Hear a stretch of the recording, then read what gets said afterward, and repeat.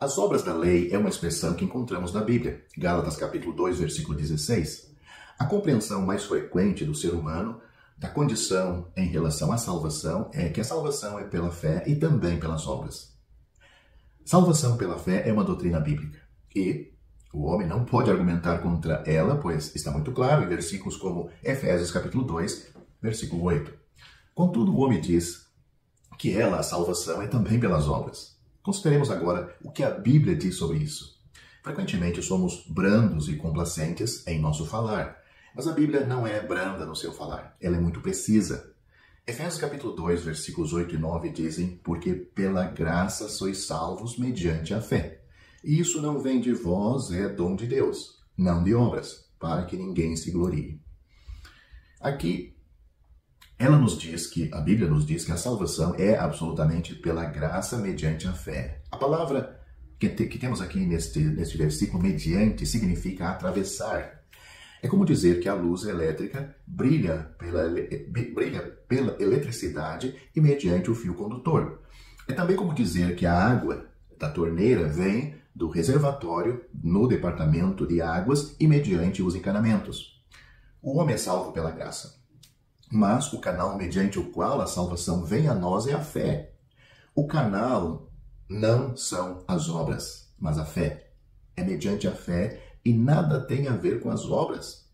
Não é adicionar a fé às obras. É preciso saber que a fé e as obras são basicamente opostas entre si.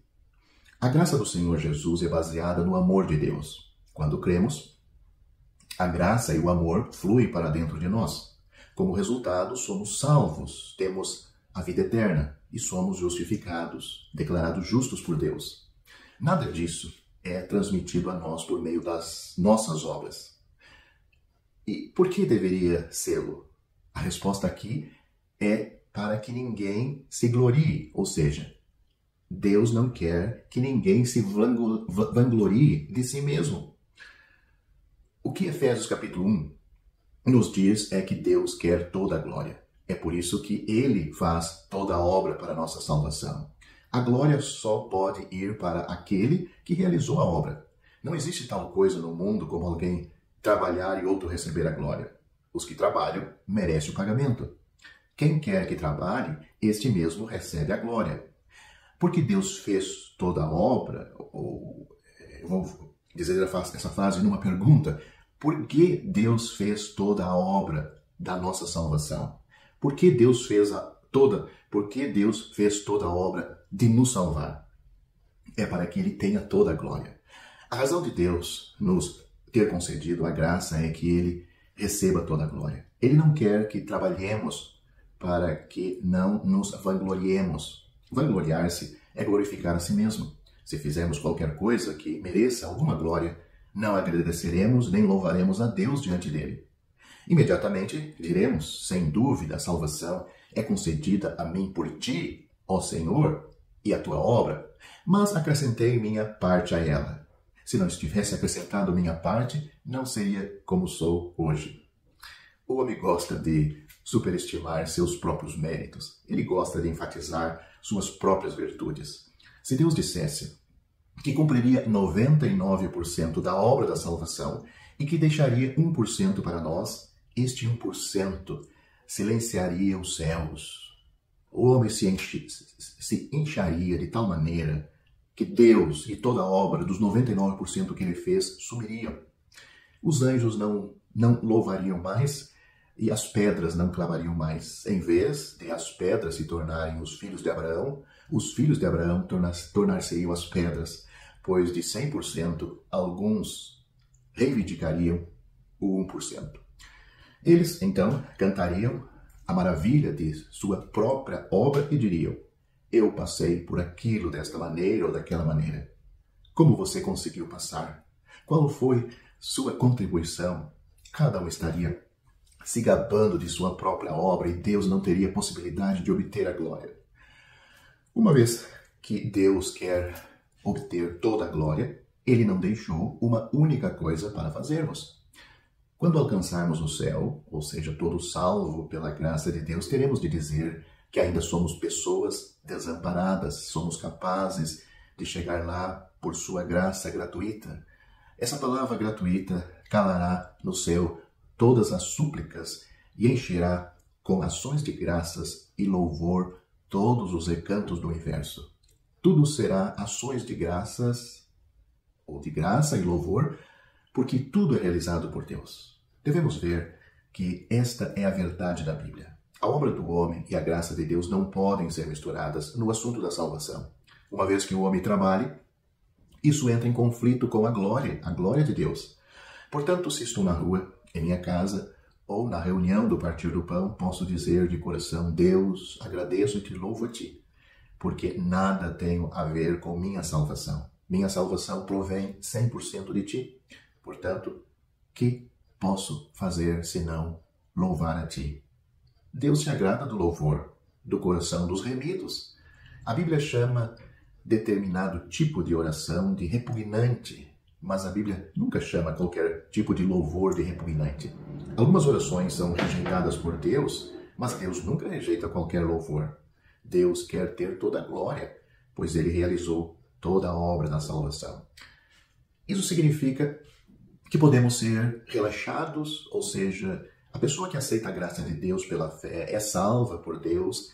Significa que ela pode se tornar, então, depois de salva pela graça e pela fé, relaxada e que não precisamos mais fazer o bem, fazer obras? Efésios capítulo 2, versículo 10 explica e dá a resposta. Diz assim: pois somos feitura dele, criados em Cristo Jesus, para as boas obras, as quais Deus de antemão preparou para que andássemos nelas. Os versículos 8 e 9 de Efésios 2 nos mostram que nos mostra o que Deus fez por nós objetivamente. O versículo 10 imediatamente nos mostra as questões subjetivas. Deus não nos salvou de maneira tola. Ele nos deu nova vida, nova natureza, novo espírito interior. O Senhor Jesus está vivendo em nós por meio do Espírito Santo e nos preparou, nos salvou, está vivendo em nós e nos preparou para toda a boa obra. Lembre-se de que Deus não inclui essas boas obras nos dois versículos anteriores, 8 e 9. Não importa quantas boas obras você tenha feito após ser salvo. A salvação ainda provém da graça. Não importa quão rápido você avance espiritualmente, pois a salvação ainda provém da graça gratuita do Senhor Jesus. Mesmo que tenha uma obra como a de Paulo, um resultado como a de Pedro, amor como a de João e sofrimento como o do Tiago, mesmo que tenha todas essas 4 coisas, você ainda é salvo por meio da graça de Deus. No futuro, embora sua obra possa mostrar que é salvo, ela jamais será sua condição para a salvação. Minha fé não significa muito. Ela é apenas um receptor da obra de Deus. O homem não é salvo por obras. Ninguém pode argumentar contra isso. Mas o homem é muito miserável. Por ser seu coração obscurecido e cheio de pecado, por ser sua carne má e cheia da lei, embora ele reconheça a fé, ele pressupõe que deve também adicionar obras. O homem não vê que é depois de ser salvo pela fé é que alguém tem as obras. A salvação não tem a ver com as nossas obras. Não estou dizendo que não precisamos das obras, sim.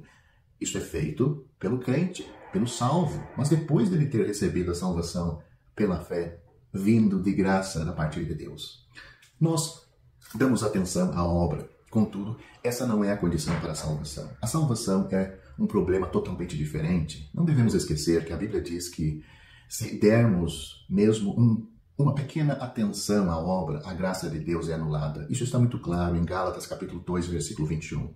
Uma vez que é graça, ela deve provir somente da fé e não das obras.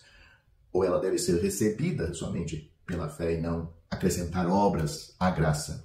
Romanos capítulo 4, versículo 4 e 5 diz: ora, ao que trabalha, o salário não é considerado como favor, e sim como dívida. Mas ao que não trabalha, porém crê naquele que justifica, ao ímpio, a sua fé lhe é atribuída como justiça. Agora temos clareza. Se um homem pode ser salvo por obras, então a salvação torna-se uma recompensa. Não é mais a graça, mas torna-se algo que a pessoa merece. Se é algo que alguém merece, então não é mais gratuita. A palavra gratuitamente na Bíblia, em Romanos capítulo 3, versículo 24, significa na língua original sem motivo. Em outras palavras, não existe razão para isso. O Senhor Jesus disse no Evangelho de João: odiaram-me sem motivo. João capítulo 15, versículo 25. Na língua original grega, pode significar eles odiaram-me gratuitamente. O Senhor nunca fez nada para merecer aquele ódio, mas eles o odiaram a si mesmo. Não havia uma razão para isso. Era gratuito. A graça de Deus, naqueles 3 anos e meio, foi dado gratuitamente a nós. Estou falando do ministério do Senhor Jesus nos 3 anos e meio. Somos como o filho mais novo, em Lucas capítulo 15. Um dia chegamos a Deus e dissemos: Deus, dá-me a parte da herança que cabe a mim. Deus nos deu o que deveríamos ter. Após tomarmos nossa herança, desperdiçamos-la com más companhias.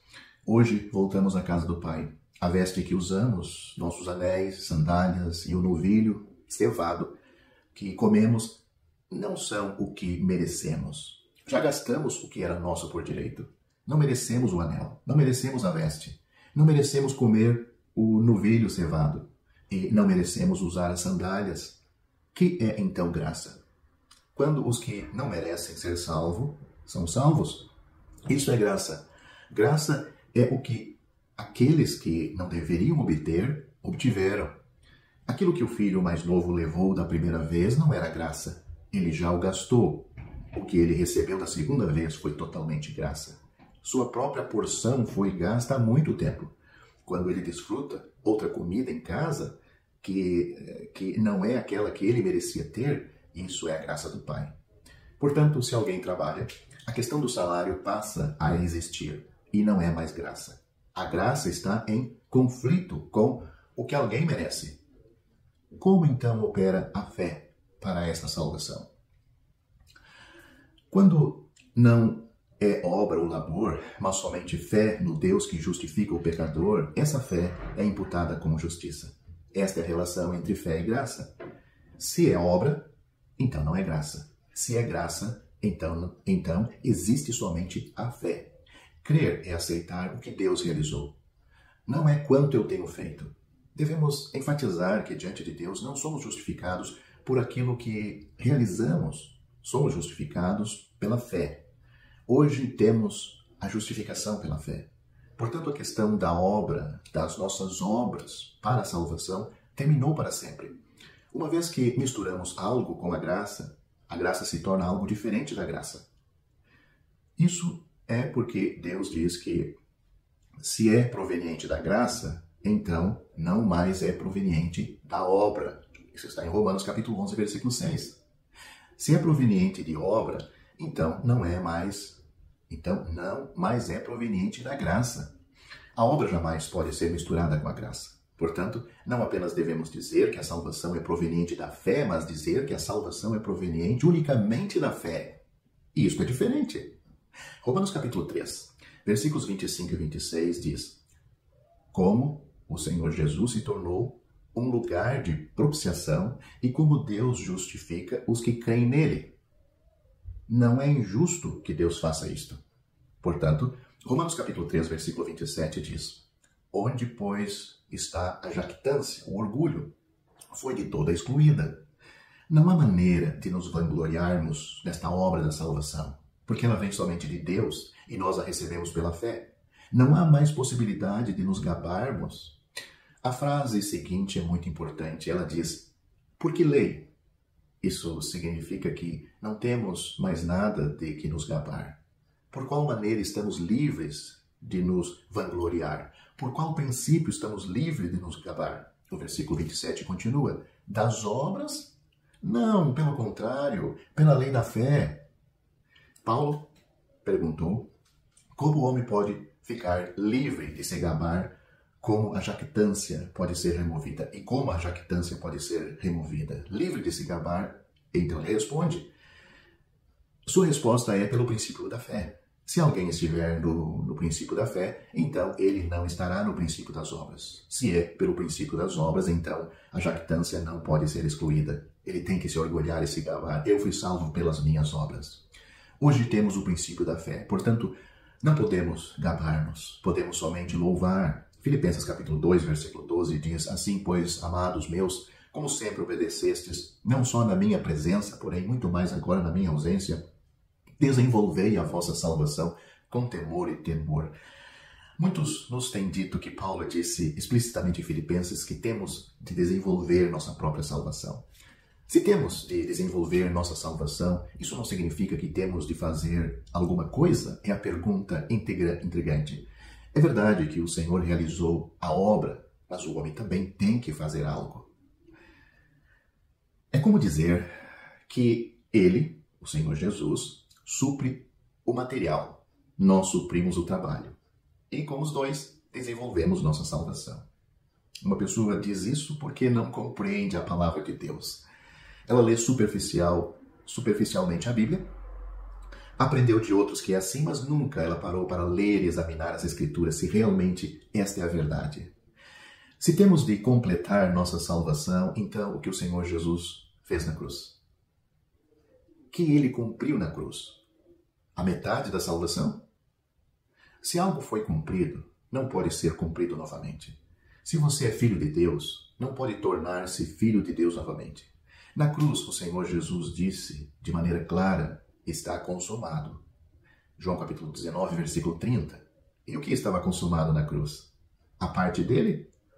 E ficou a nossa parte para ser consumada? E quando a nossa parte vai ser consumada? A cruz do Senhor Jesus cumpriu a obra da salvação, a obra completa. Ela cumpriu a obra de redenção. Uma vez que a obra da salvação e da redenção foram cumpridas de uma maneira completa, consumada, não há mais possibilidade de desenvolvermos essa salvação. Se ainda quisermos desenvolver nossa salvação, devemos primeiro distribuir, ou melhor dizendo, destruir a obra do Senhor Jesus na cruz. Devemos declarar que a obra do Senhor Jesus não foi consumada, que a obra do Senhor Jesus não foi concluída. Eis porque temos de desenvolvê-la. Muitas vezes, não sabemos o que significa envergonhar os outros, mas uma vez que tenha experimentado isso, você saberá o que é. Por exemplo, aqui está um irmão. Alguém pediu, ou uma irmã, alguém pediu a ele ou a ela que lavasse alguns lenços. Após tê-los lavado, ela os pendura para secar. Mas outra pessoa vem e leva os lenços embora. Quando ela pergunta o motivo, ele dito que foram tirados para ser lavados. Essa é uma vergonha pública para a pessoa que fez isto, para a irmã que fez isto. Pois isso significa que a outra pessoa não acredita que os lenços foram lavados de maneira certa, completa. Significa que eles acham que a irmã mentiu. O trabalho não foi bem feito. Da mesma forma, desenvolvermos nossa salvação não é uma glória para Cristo, mas uma vergonha para Cristo. A Bíblia diz claramente que Cristo completou toda a obra. Por que então Filipenses, capítulo 2, versículo 12, diz que devemos desenvolver nossa salvação? Bem, temos que entrar no contexto de Filipenses, ler a epístola para entender o que Paulo está dizendo. Os crentes filipenses foram obedientes, mas agora Paulo acrescenta: mas muito mais agora na minha ausência.